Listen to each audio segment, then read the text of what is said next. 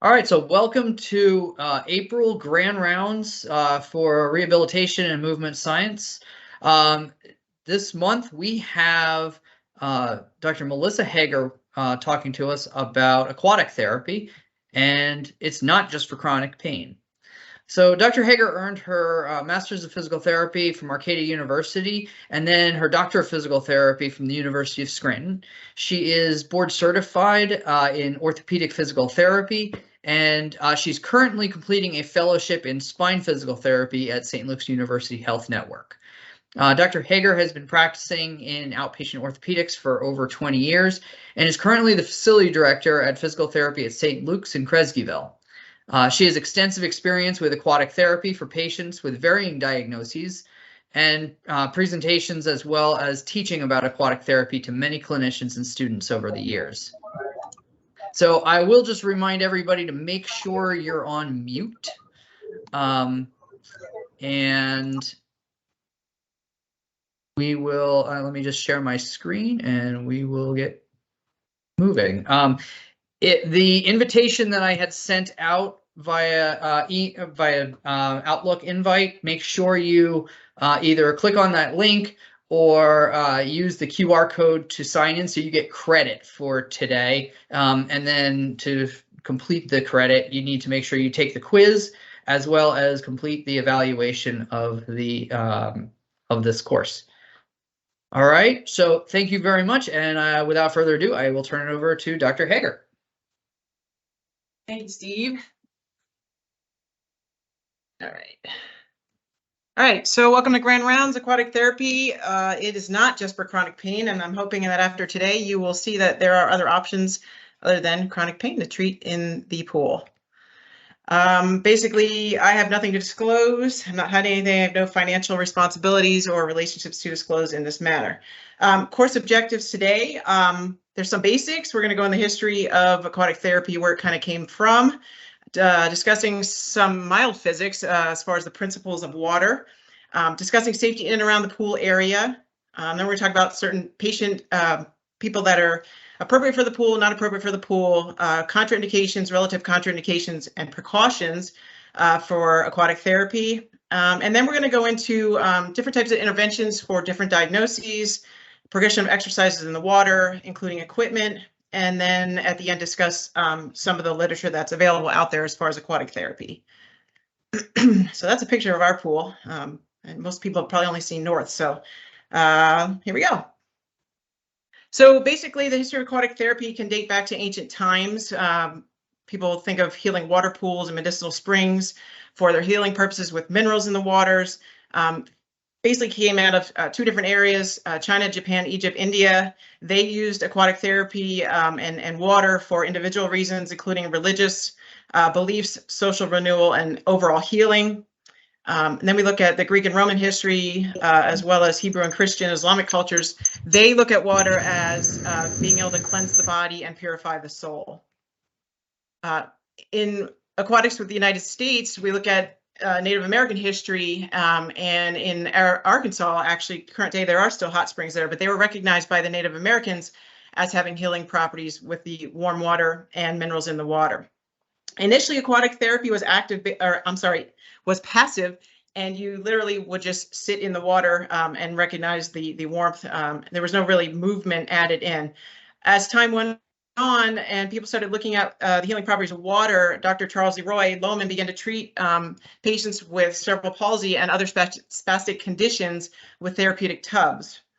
He eventually went on to establish two different pools, one for saline pools for infectious disease, and then the polio pandemic began in the early 1900s, and they began to recognize that people with polio benefited from going into the water.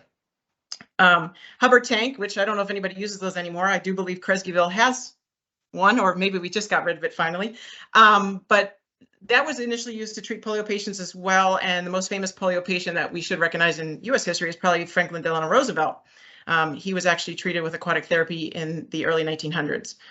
During the Depression, though, people began to really investigate spa waters and its benefits, and it was determined that warm water up to 88 degrees was kind of the key for patients with polio getting into the water and seeing its benefits.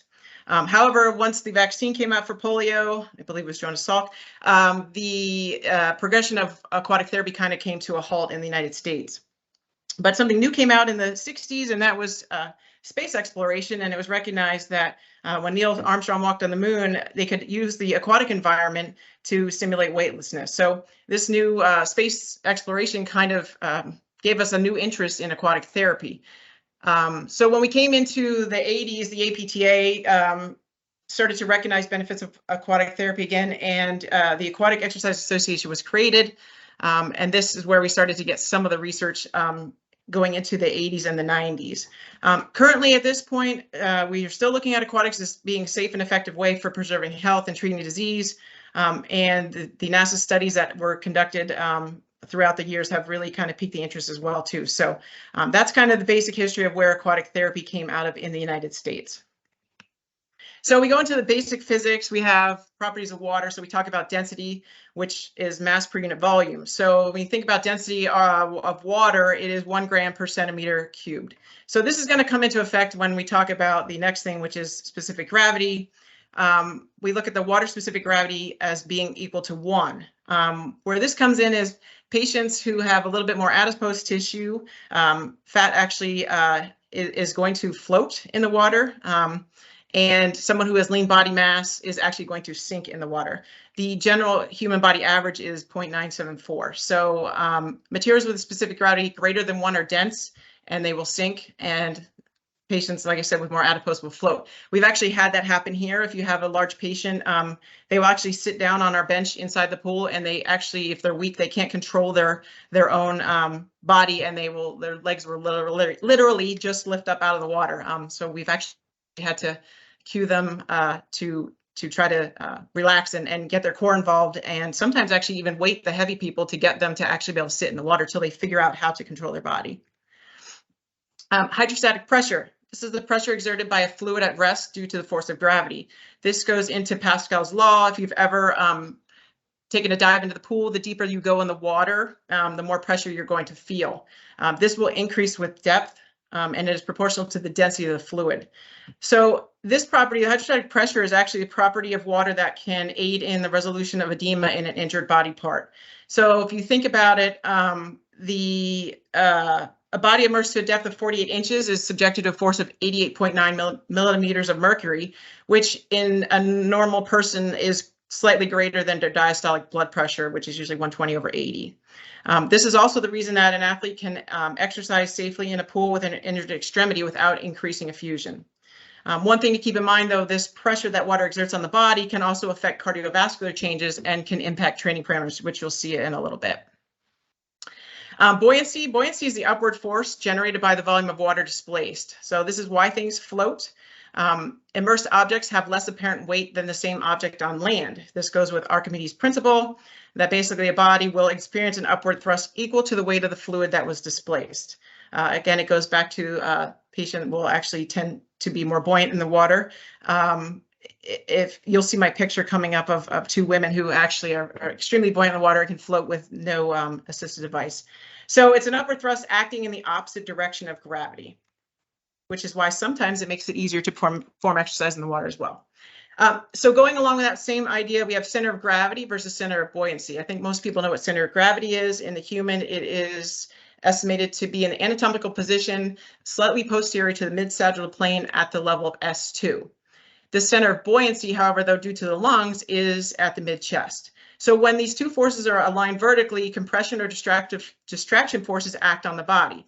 When they're not aligned vertically, they'll actually cause rotational forces. So this is, again, where a patient can go face first into the water, or a child that might have a flotation device on will actually roll. If you've had young children with one of those vests on, it might actually throw them forward and put their face down, which is not a good thing.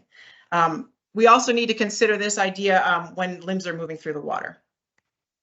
So here's my example of when the forces are actually equal. These 2 women are actually in our deep end, which you can see behind them says 7 feet. They have no flotation device. Their arms are actually slightly out of the water, and they are just hanging around there. They will joke it is because of their body mass, which I'm sure that's part of it as far as their buoyancy goes. So they're not using anything, and they're just kind of hanging out there. They call themselves the manatees, just for humor added to that. So kind of like a manatee.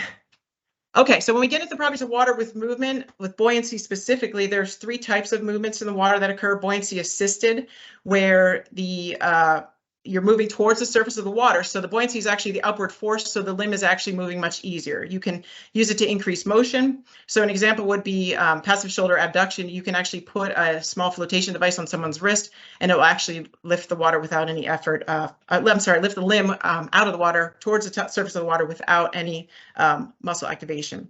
Buoyancy supported would be movement perpendicular to the upward thrust of buoyancy. So the example there is if somebody's laying on their back and they're performing horizontal AB and adduction. I'm sorry, that they're not laying on their back, they're standing. So it's doing this motion, horizontal AB and adduction. And then buoyancy resisted would be opposing the upward thrust of buoyancy. So an example of that would be someone maybe standing with a noodle under their foot and their hip is at 90 degrees flexion and they're pushing it down to the bottom of the pool. Joint loading. We think about joint loading. One of the reasons the water is very effective for unloading a joint is because of buoyancy. So as a body becomes immersed, water is displaced, creating buoyancy, and the weight is taken off of that limb. For example, when a person is immersed in neck-deep water, the only weight of the head, the only weight exerted on the body is the weight of the head that is out of the water. So they're saying if you're in neck-deep water, you're 5 to 9% of your dry weight. So basically, the deeper you go, the less impact there is on the joints. Body immersion to nipple, which is pretty much where our patients stay when they're in the deeper water, you're only experiencing 25% of your body weight.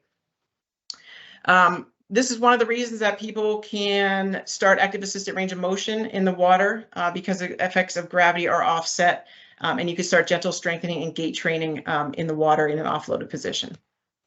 This is just a picture of the idea of the depth of the water. So you'll see it's a person's body figure, and the higher up you go, the less percentage of body weight you have acting on the body.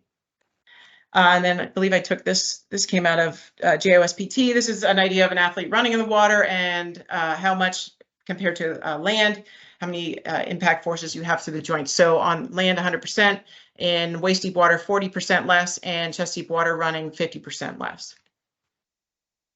Other things to consider that we don't normally think about is refraction. This will actually make a limb look bent in the water. It will make a person's legs and torso look shorter when you're standing on the side of the pool. So it can really distort the perception a therapist has when looking at their patient. And sometimes you can't even really see if the patient's moving properly in the water.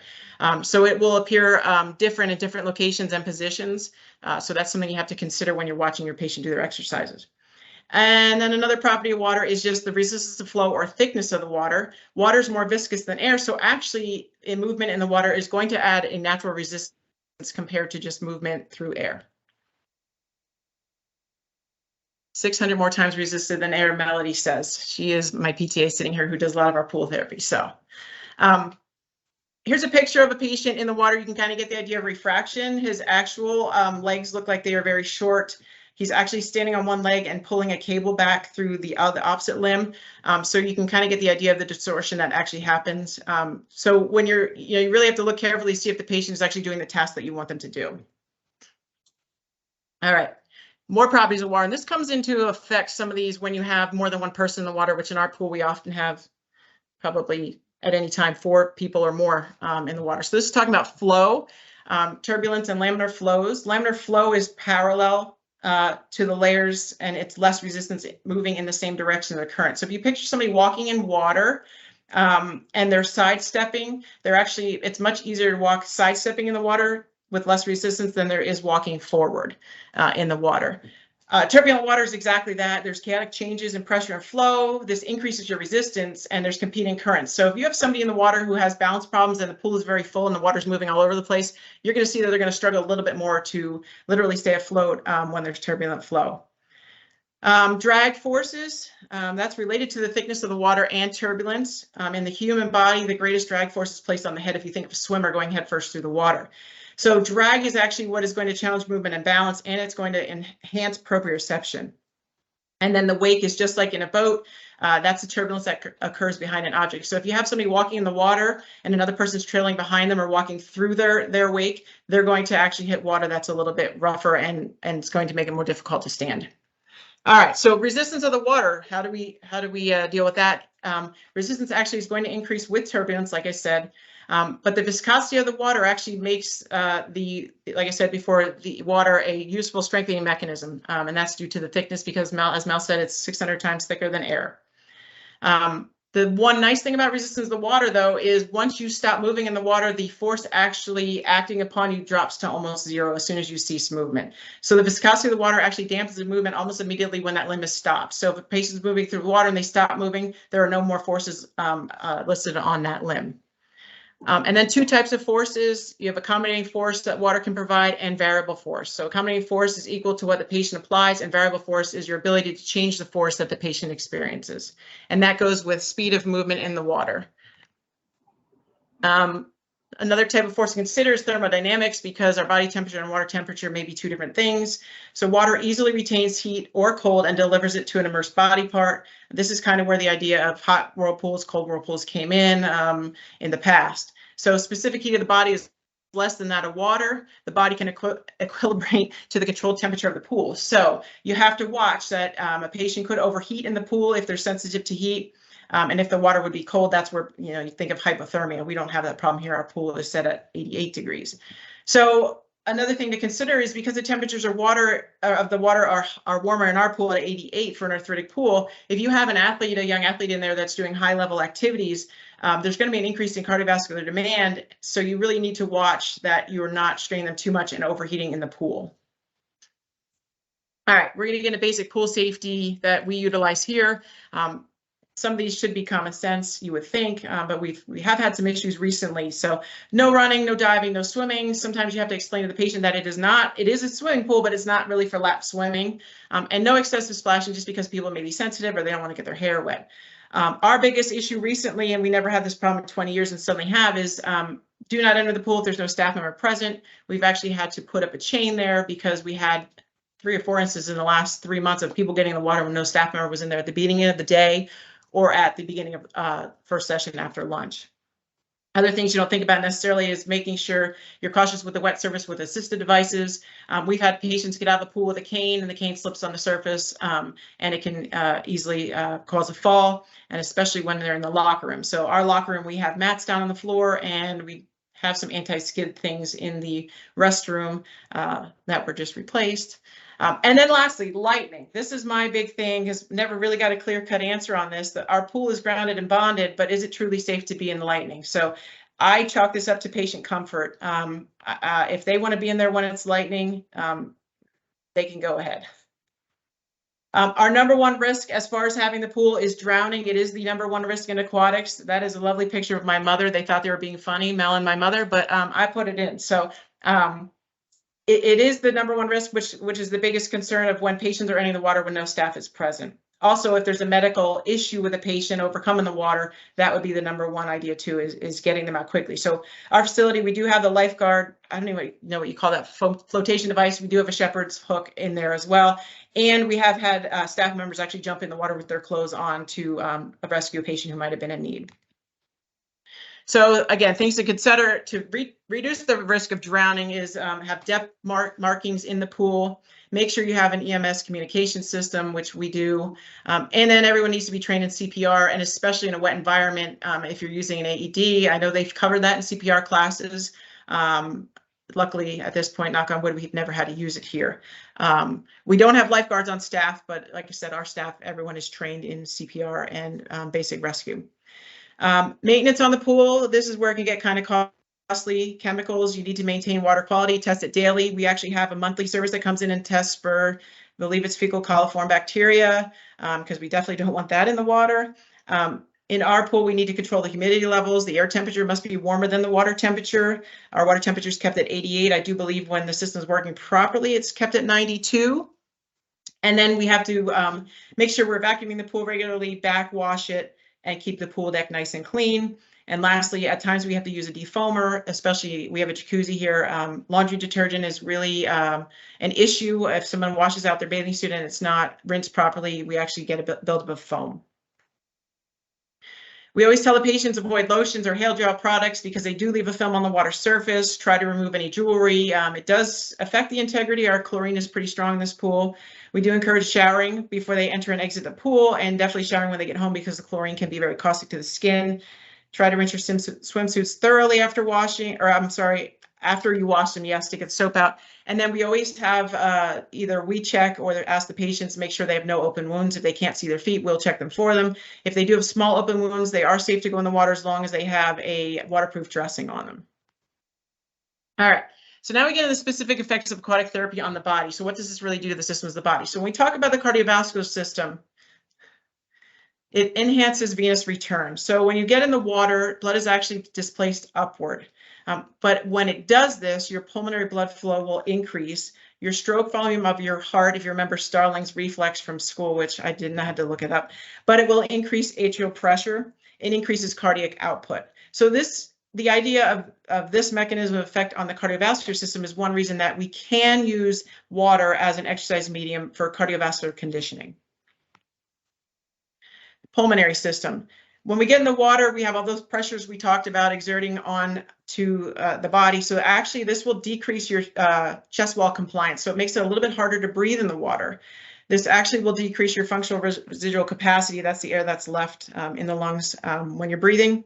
And it increases your workload of breathing because you're breathing against the resistance of the water. So again, this can raise the efficiency of the respiratory system with therapy and increase the respiratory apparatus strength. Musculoskeletal system, it increases muscle blood flow. Through that, we're going to increase oxygen delivery. We're going to increase the removal of metabolic waste products and increase the circulatory drive through the hydrostatic pressure properties of water.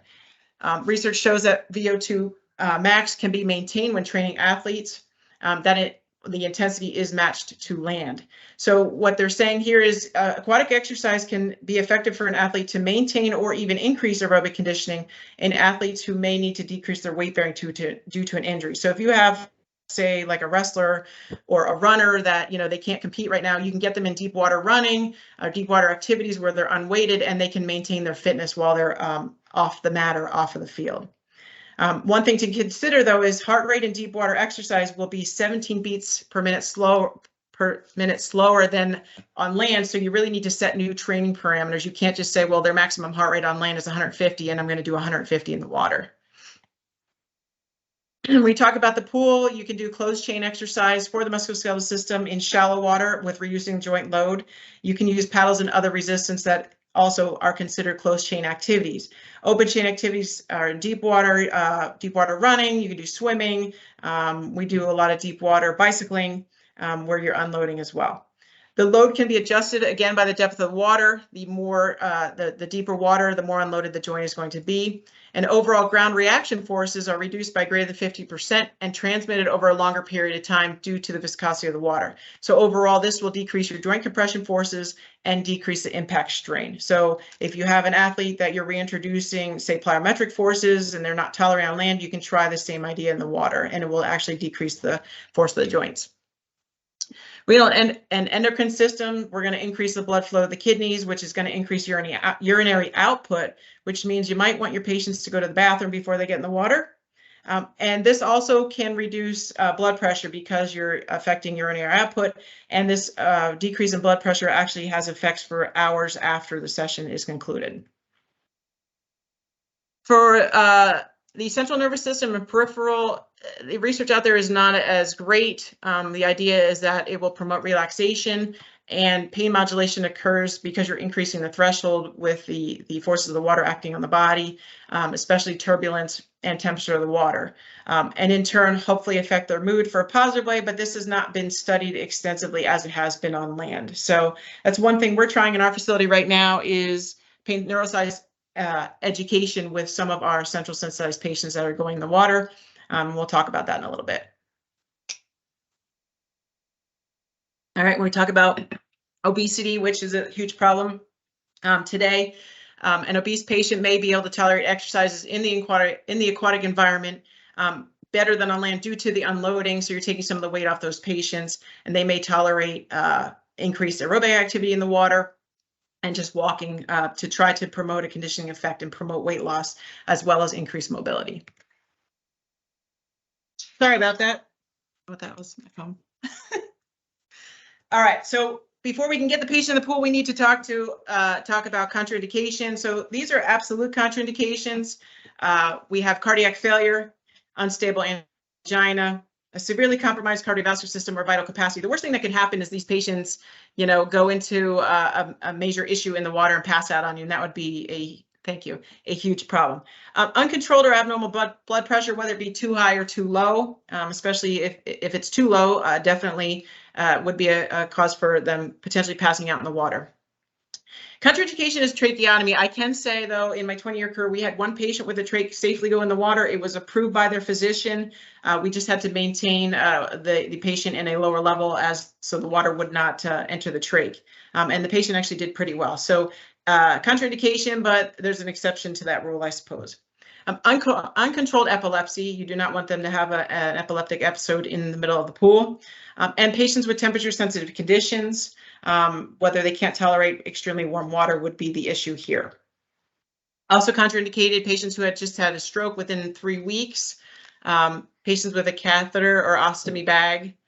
Any patient, this would come into pediatrics. We do not have pediatric patients in our pool at this time, but as we're gaining a pediatric practice here, this could potentially be an issue. If a child has a mouth closing deficit problem or an adult and they cannot cough or have no cough reflex, they would not be safe to go in the water, as they would not be able to, if they inhaled water, to cough and clear their airways. Patients with severe cognitive defects, if they can't follow instructions, that presents a safety issue. Unpredictable bowel incontinence, definitely don't want that patient in our water, because when that happens, you have to close the pool down and basically shut it down for several hours. Any patient with a significant large open wound or prior skin infection or current skin infection at this point. Scabies, lice, and bed bugs, difficult conversation. We have had that happen here, and I do believe the policy was they have to be free and clear at home for greater than 1 week before they can be entered back in the pool. Any patient with a contagious water airborne infection or disease, because it would be spread through the water. Some of these are common sense. Fever, vomiting, you do not want somebody vomiting in your pool. Severe hydrophobia. We have had very good luck here with patients that are afraid of the water. In many cases, you know, they've never, there's a lot of patients here who have never gone in a pool before and can't swim, and they actually do very well. If they're very fearful, we will have a therapist go in with them the first session or two. And we've actually had really good response of getting patients to migrate to the deep end, even if they can't swim. So it's a lot of patient education and just getting them to relax and feel comfortable. Late stages of pregnancy, we have had women going up till pretty much the time that they're giving birth. It has to be approved by their physician. And if there's any signs of labor, we definitely don't want them in the water at that point. So it's a contraindication unless approved by the physician, but we have utilized the pool pretty regularly for women at the end stage of pregnancy. And then severe renal disease, and this goes back to the idea that we're increasing the renal output. So if patient can't adjust to fluid loss and they're kind of all over the place, they may have a serious issue in the water, and you don't want them in there, because again, if they pass out on you, you're in big trouble. And then recent surgery. So we usually will wait until we get clearance from the surgeon if they're okay to go in the water, whether it be if it's a joint replacement or if it's an ACL. I know a lot of the protocols are calling for like 2 to 3 weeks, depending on wound closure. So precautions, we go into abnormal blood pressure. If somebody is having blood pressure all over the place, we will monitor it. And you need to monitor the response once they get in the water, because it can be totally different. Patients with angina and other cardiac issues, we just need to be aware what those issues are. If they do have angina, we need to make sure that they have their nitro tablets with them in case they would start to get chest pain. Patients with severe limited vital capacity, you need to watch and monitor for their response to water, again, because of immersion putting increased pressure on the body. MS is a precaution. We have had several patients with MS. They do tolerate the water. The research out there found an article that actually stated a patient actually responded well to water that was 94 degrees. So ours is at 88.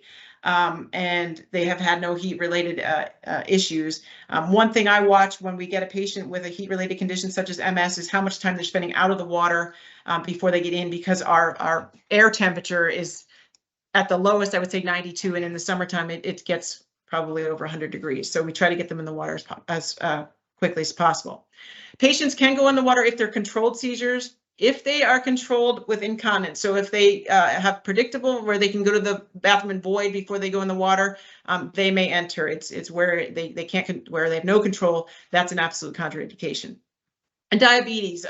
This is something that if they can't control their blood sugar, we really need to watch, and they're probably not appropriate. I do have a patient right now that she tested her blood sugar 4 times while we were during the evaluation. So I don't even know if she's going to be pool appropriate. We're going to try it as long as she's at an acceptable level before she goes into the water. And then patients with neuropathy, and the biggest thing with that is balance. And also if there's anything on the bottom of the pool that they can't feel, our pool is concrete, so they can get, it can be a little rough on feet. So just having them check their feet more regularly to make sure they're not stepping on anything, or they wear water shoes when they go in the water. Small open wounds need to be covered. Patients with chemical sensitivity, you want to make sure they don't get a rash. If they do, they really need to make sure they're washing their skin properly. Shower here prior to going home to try to get as much chlorine off as they can. Behavioral issues, people need to be able to follow commands. Dementia could be an issue.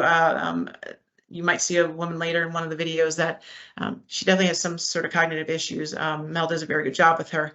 And our fear of water, like I said, is a precaution, not an absolute contraindication. Other things to consider: ear infections, menstruation. A lot of women, you can go in the water safely. A lot of women choose not to go in the water when they have their monthly period. Prosthetic limbs. If they're sea leg, probably can't go in the water. So old time legs, you can put them in the water, but that would be up to the patient as well. And hearing aid and contact. So the hard part when a patient doesn't have their hearing aid on is them actually hearing your instructions while you're on the side of the pool deck. All right, so patient populations, who's appropriate? Pretty much all ages are appropriate, from toddler on up to geriatric population. These are some of the more common ones that we encounter here at Cressyville. Low back pain, chronic pain. That's the one we think about. It's like, okay, we can't get anywhere with them. We're sending them to Cressyville to go in the pool. That's probably 75% of our pool population, Mel, do you think? Chronic pain. All right, so along that same line, we have fibromyalgia as well. And as the research shows, generally that's where we always start with our fibromyalgia patients, is in the pool. Patients with balance or gait dysfunction, MS, we have had Guillain-Barré here in the pool, did very, very well and was able to progress to land. Parkinson's patients, CBA, again, post 3 weeks, fractures with limited weight bearing, and even neck pain. We have our post-op total hips, total knees when permitted due to wound closure, ACL post-ops.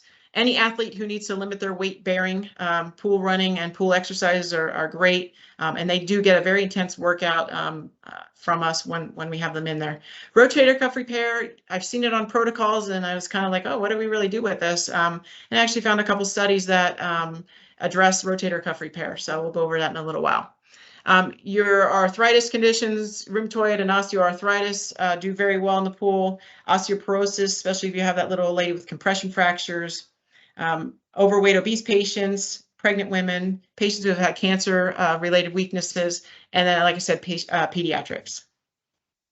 So we're going to get into some ideas for basic interventions. Right now, we'll talk about low back pain. So water walking, if you get patients that, they might have spinal stenosis, they don't tolerate walking on land, you get them in the water, you unweight them into the deeper end, and you can build up their tolerance for walking. Deep water traction, suspended. Our pool has a 7 feet section where they're suspended. Sometimes we'll put ankle weights on them to cause traction through the spine. Most patients who have radicular symptoms, when they're hanging in the deep end, they feel tremendous. It unfortunately isn't always long lasting, but at least they get some pain relief and can move their bodies in the water that they can't equate to land.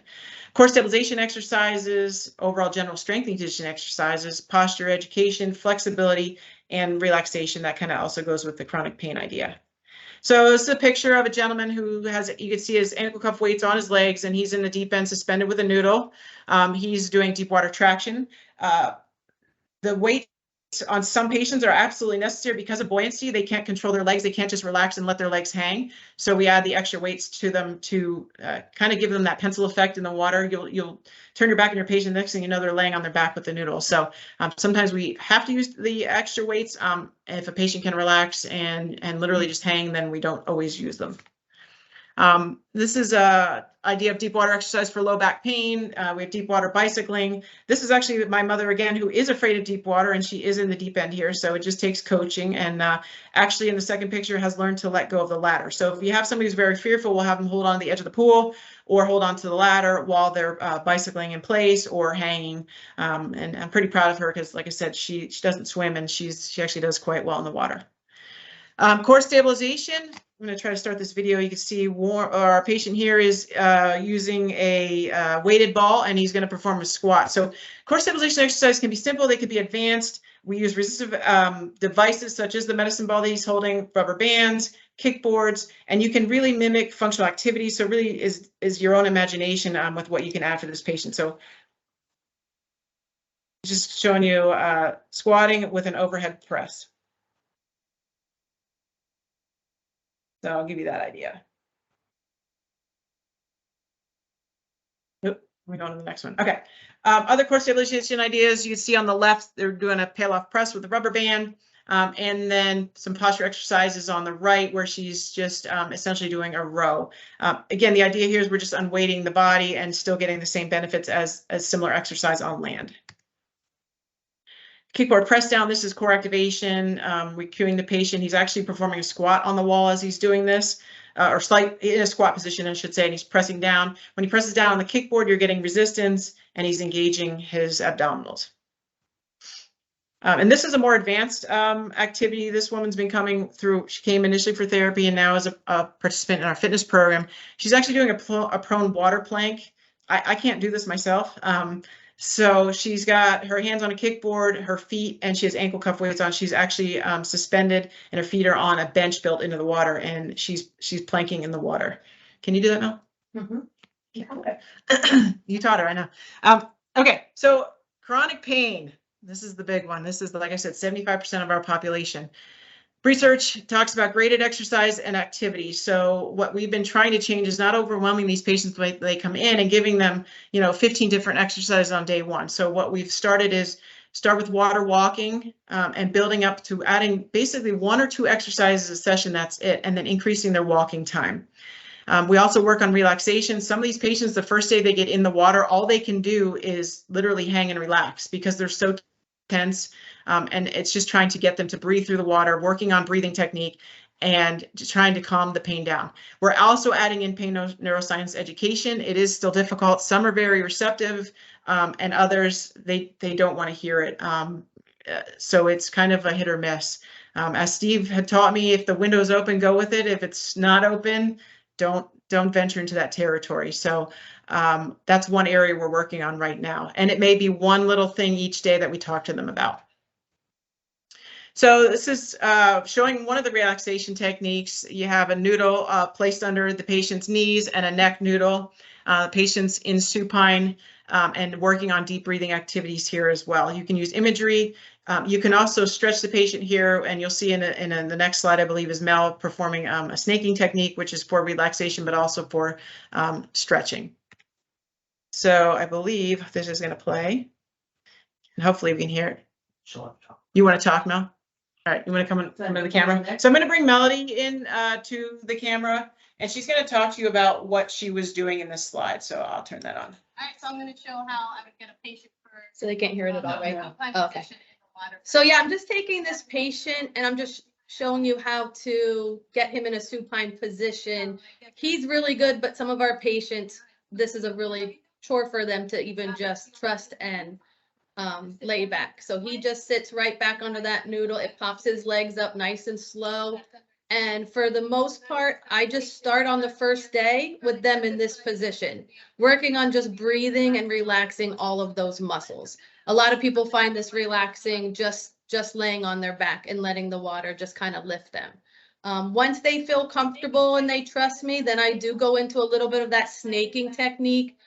There again, he's been here a long time, so he's actually really good. Most of my patients don't start out that good. And I can barely move some of their spine to start.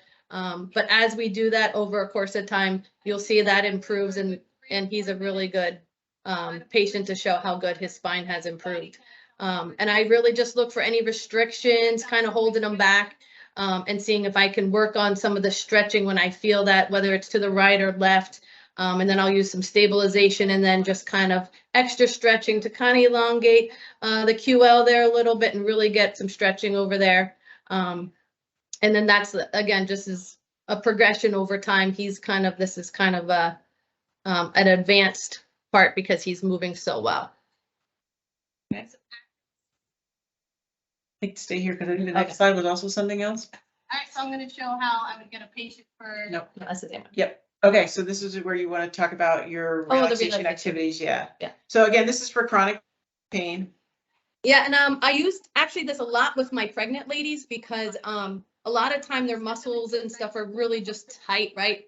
All of that pressure in the front. So a lot of these chronic pain, just simple relaxation. You want to try to keep them about the water about neck height because you really want them to be submerged and relaxed. So it's a basic breathing, exercising, and just slow motions with the hands. Sometimes they can open up to where I'm doing that there. Sometimes it's just hands out and we're just pronating and supinating. It can be something simple as that, where it's something they can focus on and breathe through it. And then this is a great one. It's almost like the open book stretch you guys do online, right? So this is really incorporating slow movements, adding that spine stretch, and really focusing on that breathing. As they get more comfortable. Thank you. All right, so talking about fibromyalgia, we're still in that chronic pain area. Again, we're working on active range of motion exercises, stretching, not necessarily resistive exercises, graded exercises, including aerobic activity, water walking, and then you can start to add some light resistive, keeping in mind that the water is actually light resistance enough.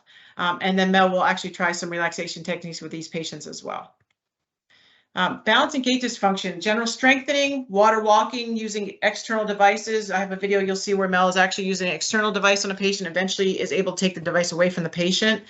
Postural stability exercises, and then specific techniques based on goals. So we go into, well, here's a picture. I'll show you the specific techniques then. This is actually my mother again, standing on one leg. When she first started here, she could not do this. She's now passing a weighted ball from one hand overhead to the other hand. Again, keeping in mind turbulence of water, flow of the water is actually going to affect the patient's balance and challenge them even more for proprioception. All right, so this is where we're doing some water walking. Mel's using a noodle here to assist the patient for balance. You're going to see in a video later where she can actually take the noodle away. When we talk about specific techniques, these are kind of the name brand techniques. Unfortunately, we're not specifically trained in them, but we do use some of the similar principles with balance and gait dysfunction. We talk about Watsu. This is stretching the body's meridians using rotational movements. This is to decrease tone. I Chi, it's similar to Tai Chi. You're using a calming effect, promoting breathing, stimulating calming effect of the parasympathetic nervous system, improving core strength and overall flexibility. Badrigaz ring method is similar to PNF. So if you think of PNF patterns on land, it's using very similar patterns in the water. The therapist is initially guiding the patient through the specific moving patterns to increase strength. This can be passive and active, and the resistance is going to be determined by the speed of the patient moving through the water. The Halowick technique, this is facilitation with the therapist handling and then decreasing the amount of input provided by the therapist until the patient masters the activity on their own. This is used a lot after CVA, patient is a CVA. And then task type training approach. This is also a great approach for patients with something like a CVA or a Parkinson's. It makes the patient be their own problem solver, and the idea is that this will then carry over to land. So when I show you the Mel gait training a patient in the water, this is similar, what I would call a task type training approach, because she's trying to walk with her in the water and then hopefully carry that over onto land so her balance and her gait will improve. So first video, you'll see she's walking here with a noodle. Okay. So when she first came to us with therapy, she was walking with a rolling walker. And this patient does have some cognitive issues, so it was kind of like trial and error with giving her instructions and letting her make a mistake and try to figure it out. So there you can see she kind of swerved to the left. So letting her feel that error and then figuring out how to fix it on her own. So the next video, we've now taken away the noodle, but the therapist is still right there. And what I found interesting about this is if you watch her feet too, it actually starts to improve. Like she scissored at one point, and then you'll see in the next slide when she walks without anything. All right, here's where she's walking without anything. She actually has a wider base of support, so she's a little more steady on her feet. And Mel actually told me now this patient is now walking without an assistive device on land. So she went from a rollator walker to having difficulty staying afloat even in the water. There were several near rescues, I think, with her initially. And to now on land, she is walking without an assistive device. So going into that, that would be an example of task type training approach. You're using the noodle, you're trying to mimic walking on land and eventually taking away that stability, and the patient kind of figures it out. So you see her, stumble a little bit, but eventually she became very stable. And now, like I said, great progress that she's actually able to walk on land. So idea with this too is just putting it on the patient too, as they become, the more they're doing on their own to problem solve, the more it's going to carry to motor learning. When we talk about patients with MS, Guillain-Barré, Parkinson, similar principles apply for balance and gait. You're doing similar exercises. Again, watching fatigue with MS and response to temperature. In the study I found by Peterson, they did safely put a patient with MS in the water up to 94 degrees. The only problem we have here is they see the jacuzzi hot tub and they want to go in there, and we really have to watch that. And if they do go in, it's for a very limited time. Parkinson's, patients with Parkinson's can improve postural stability in the water. Again, talking about proprioception and just the resistance of the water and the turbulence. It improves motor control and enhances motor skills. Parkinson's will also really respond to the Halloween concept of method of treatment in the water. Limited weight bearing conditions, fractures, severe sprains, post-op patients. Again, adjusting the depth of the water to reduce the forces through the joint, and working on gait training and weight acceptance. We have put a lot of patients in here in the pool where it's become a learned habit after the knee replacement and several weeks into it, where they should be showing you a better gait pattern. It's become a learned habit. We'll try to get them in the water to relearn and unweight that joint so they can get the more natural gait pattern. They can also perform exercises suspended in deep water to unweight the limb as well as our pool has a seated bench in it, so you can do open chain seated exercises to unweight the limb as well. Neck pain, this is a little bit of controversy. It's like, well, you can't put the patient underwater with scuba gear, so what can we really do for the neck? Well, in some patients, it's the warmth of the water that's going to actually promote relaxation, less pain, and then you can work on posture exercises, scapular strengthening. And you can actually do cervical traction in the water. I think I have a picture of Mel coming up doing that as well, or manual treatment. So here we put the noodle underneath the knees. The therapist will be in the water and actually providing the traction. So we sometimes cringe when the patient wants to go in the water, or we decide we're going to put them in the water. Sometimes it'd be like, oh, what are we really going to do with them? But if you think of it in terms of, pain modulation, relaxation, you can actually treat a patient in the water for neck pain. So this is actually Mel doing the traction. So he's suspended with the water noodle, and then she's providing manual traction in the water. Athletes, deep water exercises, deep water running. We've had several athletes coming from the local schools when they're injured. And then you can progress to weight bearing activities as needed. So stress fractures, we keep that patient active, we keep them moving. You can generate a lot of, maintain their aerobic fitness level in the water. If you have that athlete that now needs to reintroduce ground reaction forces but can't tolerate it, we go with plyometrics in the water. You have to keep in mind, though, the patient's going to move differently in the water due to the actual forces of the water, so it's not going to look the same. You can do upper body resistive exercises and core strengthening. Rotator cuff repair. I see this on the protocol all the time. I can't honestly say we haven't done it too often. We do have a current patient right now. No. Recently. So when you think about it, actually it was a study by one of my colleagues at Arcadia who was participating in a case study where they did this. But you use buoyancy assisted devices moving that limb towards the surface of water to promote passive range of motion, or buoyancy supported perpendicular to the surface of the water to promote strengthening. So we get resistive in the water due to the upward thrust of the water and external devices. But EMG studies actually show that there's less activation of the rotator cuff muscles in the water. So if you have somebody that's safe enough and they're beginning to do some strengthening and they're not tolerating on land, you can put them in the water. You're going to still generate the rotator cuff activation, but it's going to take some of the stress off of the muscles. Appropriate candidates for this might be that shoulder patient that has really high pain. Maybe they have central sensitization and now they decide to get a rotator cuff repair. They're going to react a little bit differently. So that might be one you might want to think about getting in the water when it's appropriate. Someone with a very, very heavy limb, we've seen those large patients, they can't lift the arm just due to the weight of the arm itself. You can get them in the water and they'll be able to move it a lot easier. And then that overzealous or eager patient who is going to be the one who tries to do too much, you can get them in the water. It's going to take the stress off of those rotator cuff muscles. But for that patient, they'll feel like they're doing more. You can control the movement in the water. You can create neuromuscular facilitation to improve the scapulohumeral rhythm. You can prevent cuff atrophy and inhibition in the water, and also, because you're doing range of motion, prevent scar tissue formation. So our patient here, I keep wanting to say his name in this pad. He is doing resistive exercise with paddles. You can open the paddle or close the paddle. Depending when it's closed, it'll obviously be more resistance. You go into deeper water, you're going to get more resistance. And the picture on the right, he's actually using water dumbbells.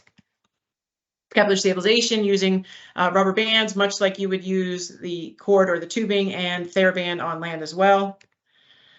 ACL repair, you can begin as early as 2 weeks in the water. We've seen that where they're working on gait training in the water. You're trying to reduce inflammation, desensitize that knee, and reestablish range of motion.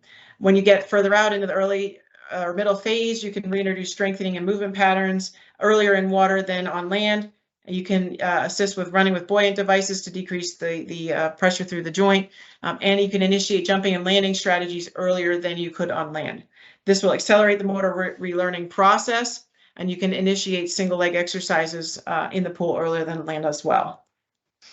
Going into specific equipment, what we have here and what is available, we use noodles, flotation belts, paddles like that were pictured, webbed gloves you can add to somebody for walking. It'll give them some resistance, or with their shoulder exercises, water dumbbells, weighted balls. We got ankle cuff weights, the resistive bands and kickboards you saw, an aqua step, which we do keep in our water, doing step ups, step downs, things like that, and underwater treadmills and bikes, which we don't have here. So again, just basic equipment, water noodle, patient on the right side, one's using a noodle for push and pull, one's using paddles for push and pull. And when we talk about progression of exercises, so now you have the patient in the water, how do we make it harder? So first thing, we start shallow water, starting in deep water. Progressing to shallow water is going to increase the forces on the body. So if you want to make it harder for somebody with walking to more replicate progression to land, we're going to decrease the depth of the water.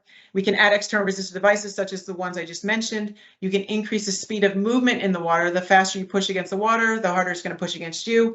Increase the turbulence of the water around the patient. So our pool doesn't have it, but I think some of those portable pools actually have the streams you can turn on, the jets, to add some resistance.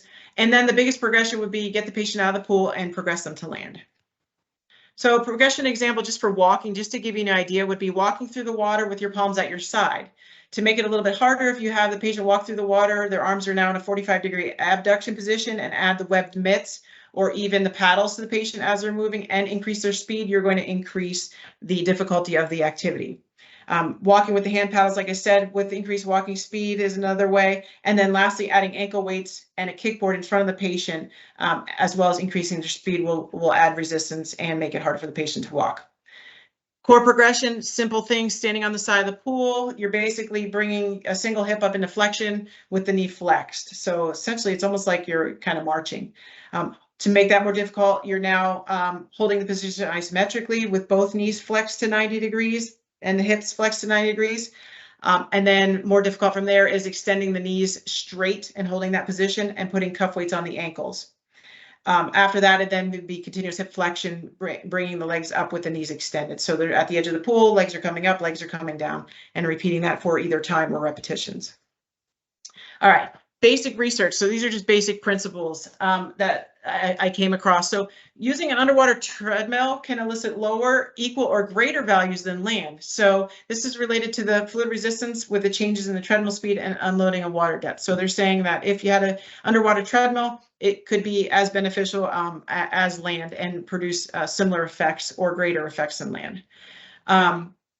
One thing to keep in mind, maximal deep water effort can elicit that similar response for rate of perceived exertion during a maximal effort on land. Again, but when we look at heart rate, if we're talking about that, we can't use the same level. So finding the patient's maximum heart rate in the water is going to be different than land. But if you use RPE, it's going to be very similar. Basic principle, stride frequency. When you have a patient walking the water, it's going to be lower in the water compared to land, and that's just due to resistance. So even like water running, like if you're running with your feet touching the bottom surface of the run, it's not going to feel the same to the patient as when they're running on land. It's going to be slower due to the resistance. Study actually showed that a timed up and go improved greater after underwater treadmill exercise compared to land. So again, showing the benefits that it can carry over to functional testing. Aquatic plyometrics can decrease forces of joints, limit muscle and joint injury, and may benefit patients recuperating from an injury. And overall, there's no difference in outcomes if a patient performs the activity in the pool 2 times a week or 3 times a week. So getting into a little more specific research, when we talk about arthritis, 6 weeks of aquatic therapy was demonstrated to show a decrease in pain, joint stiffness, hip strength, and improved quality of life compared to patients with osteoarthritis and no intervention. Basically, all these are saying that aquatic therapy can be an effective rehab technique for decreasing pain and improving function. ACL repair, again, it can be beneficial. You can introduce activities at an earlier time due to the decreased joint reaction forces. This article from 2019 actually had a great outline of 4 different phases of aquatic therapy and related it to land therapy and when was appropriate to use it. Research on low back pain. Studies are still very inconclusive because there's so much variability. Nobody's come out with a specific protocol of how much, when, what. So and in a lot of the articles, they don't even go into details of what type of exercises they're performing, but basically they all demonstrate that they can improve function and decrease pain in short term compared to land-based programs. But as far as long term, there still needs to be studies looking at that. Pregnancy, again, it improves comfort of the woman, that decreases pain, improves mobility. Some cases improves their body image because they're actually able to move in the water versus land. And you have a decreased fall risk in the water compared to land, being that pregnant women tend to be off balance because they have that increased weight in front of them. If they fall in the water, they're just getting wet. Rotator cuff, I talked a little bit about this. Again, EMG study by, I believe it was Kelly, he was a Arcadia alum too, I think.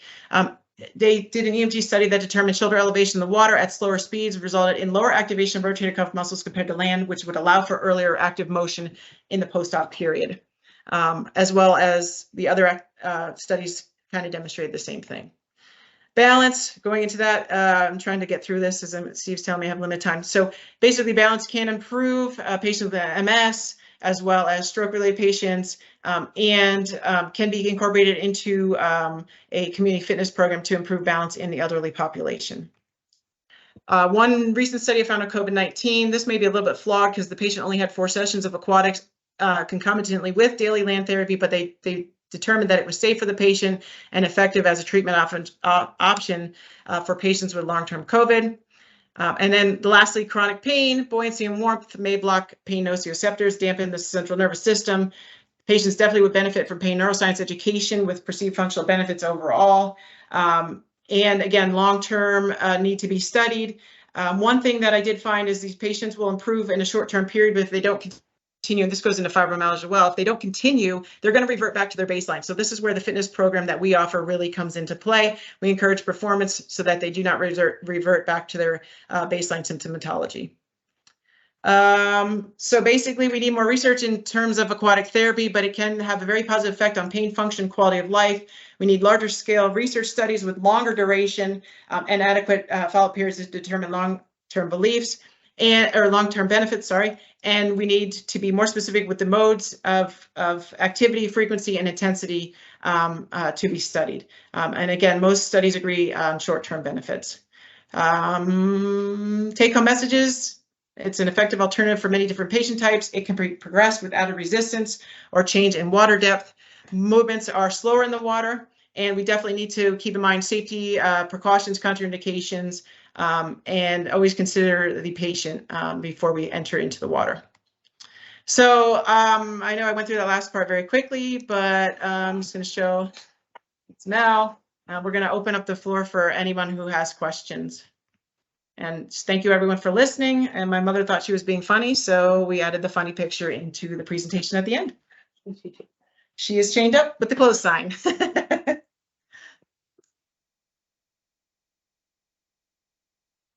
Anyone have any questions, clarifications? Feel free to either type into the chat if you have a question or unmute yourself and speak. Speak now or forever hold your peace. I actually do have a question. So okay. you know, in real life, we're not in a aquatic environment. How do you manage patients' expectations for being in the pool? You know, do they come in thinking that they're going to be in there forever?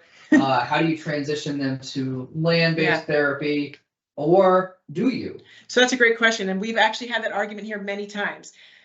From experience, many of our chronic pain patients, if you try to transition them to land, they do not do well.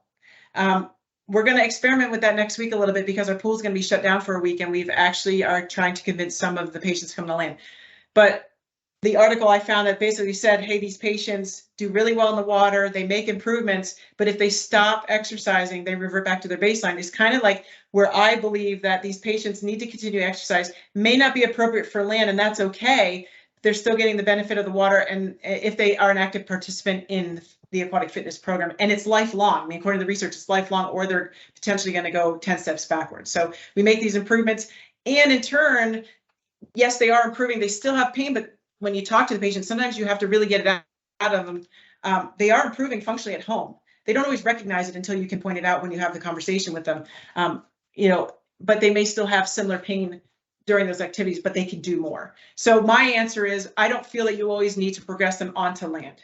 In a case of someone like chronic pain, if they're tolerated to go with it, it's not, you know, always equivalent to function, but the patient is more satisfied. Does that make sense? But it has been a course of argument here. We did have a therapist that felt that every patient needed to transition to land in order to be discharged, and I disagree with that.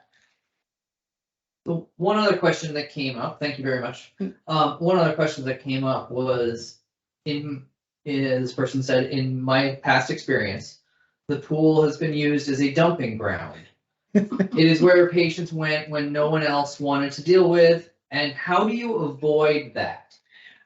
Unfortunately for us, we feel the same way. We are a dumping ground, but honestly, we accept them, and it's a challenge for us, and we love it because we actually see a difference in these patients. So we're willing to try anybody. Like, we've had other clinics send patients that they couldn't get anywhere with. And I'll give you an example, a recent one who, she was in such severe pain. Now, in between seeing the other therapist, she did go to pain management. She came to us, got her in the water, and it was like she was in heaven. So I think we do feel like we are a dumping ground at times, but we accept it, and we take the challenge. We're not going to turn somebody away. We're going to take that challenge and try it. And we're upfront with the patient. Like, we're not going to take away your pain completely. That's just not realistic. But if we can get you moving your body more and turn that pain down some levels, that's an improvement. So what do you do when the patient feels that they need to be in receiving high-level skilled physical therapy forever? Are there any strategies you use to manage the expectations? Yeah, I manage that expectation on visit 1. And this is something through my fellowship I've been working on, is because they are the most difficult patient to discharge. But if you are very clear with that patient on visit 1, we are going to try this for 12 visits. At that point, your pain may be slightly reduced, but it's not going to be gone. But you're going to know what needs to be completed now. And really, each session we promote more independence with them. So by visit 12, they are aware, and we remind them, you know, we're doing 12 visits. At that point, you know your exercises, and you can continue to come here. But it's, you know, it's going to be independent. We have a staff member to help guide you, but it's not going to be that one-on-one attention. Unfortunately, they are needy patients, so we do try to still make sure we're paying attention to them and talk to them, because sometimes they just need to listen. They need to know you're listening to them. They need to be heard, and sometimes they just need that little bit of interaction from the staff member to make them feel that way. That's our approach, and I can say from my own standpoint, and I think Mel can attest to this, since I've been more clear on visit 1 with these patients, they are much easier to discharge.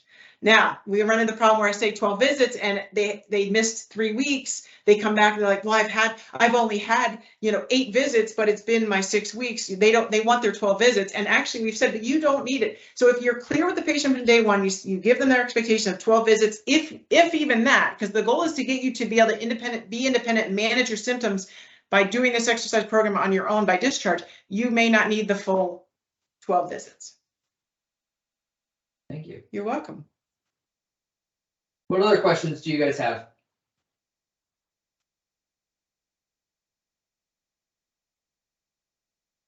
All right. If anybody has any further questions, please feel free to contact Dr. Hager.